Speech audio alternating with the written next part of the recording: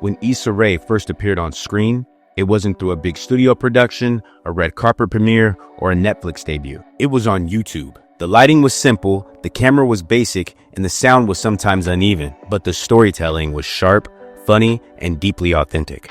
That was 2011, and Rae's web series, The Misadventures of Awkward Black Girl, quietly began changing the rules of Hollywood. What started out as a DIY experiment turned into a cultural shift and a blueprint for a new kind of success in entertainment.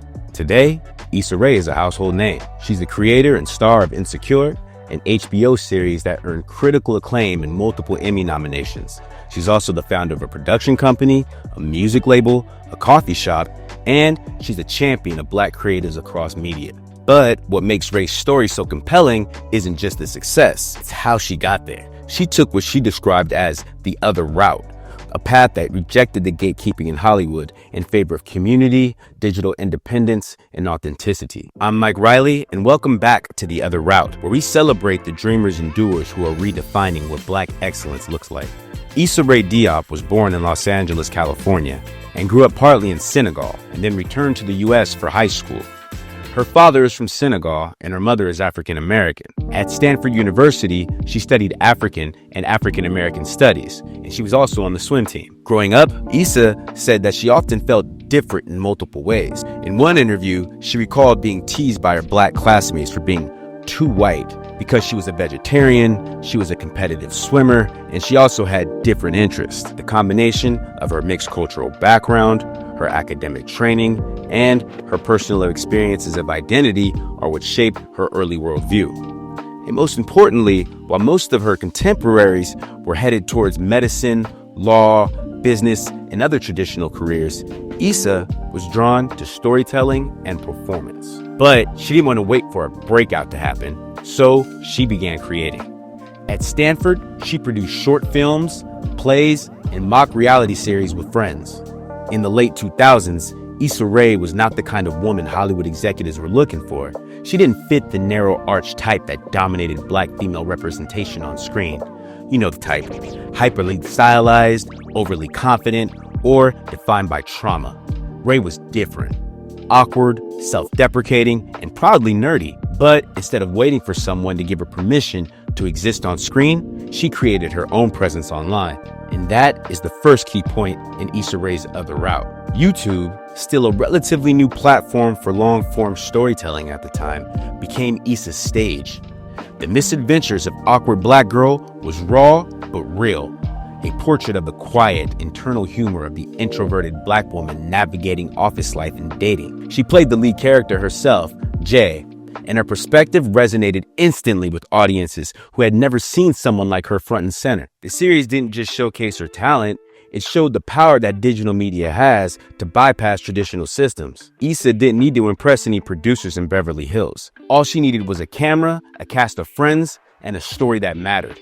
The show's success, over 25 million views, and a massive crowdfunding campaign proved that audiences were hungry for stories that reflected the diversity and nuance of real life. By the time Issa signed with HBO, she had already built her own fan base, her own creative process, and her own sense of identity. Hollywood wasn't discovering her, she was bringing her world into theirs. The entertainment industry often rewards polish and confidence. Issa, however, took the other route, and she leaned into awkwardness. She made that her superpower. Her characters mumble through conversations, misread social cues, and get lost in daydreams. They don't deliver perfectly timed one-liners. They stumble into funny moments that feel like real life. That vulnerability became her trademark. When Insecure premiered in 2016, it was praised for its honesty.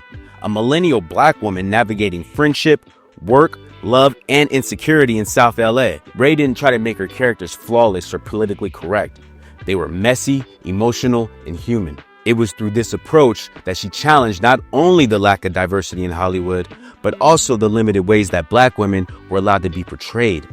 Rae's awkwardness opened up new possibilities for how Blackness could be represented. Funny, soft, introverted, and sometimes multidimensional. Issa's rise wasn't just about her creativity.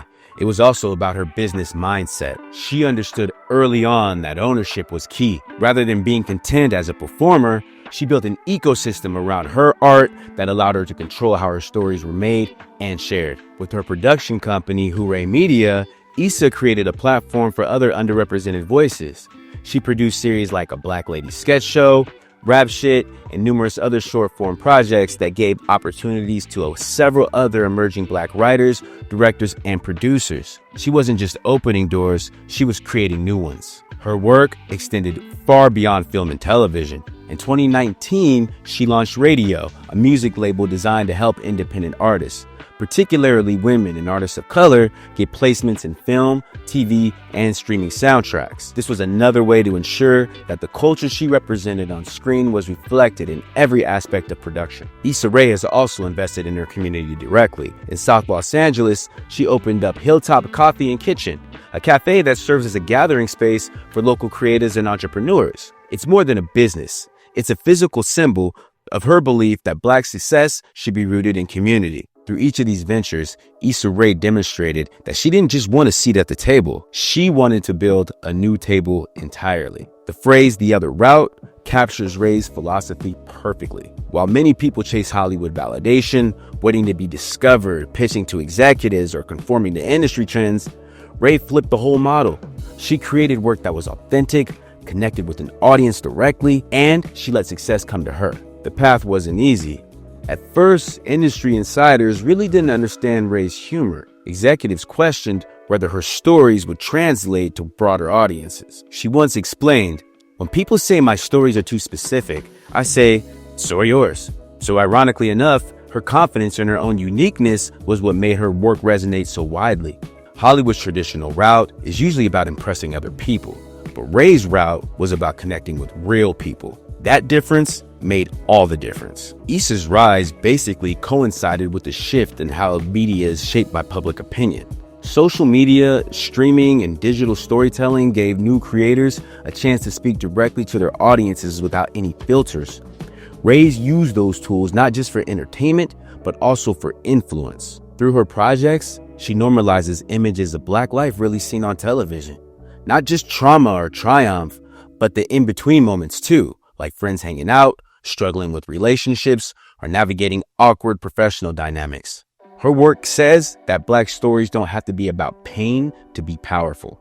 Issa Rae's story resonates because she turned her perceived weakness into strengths.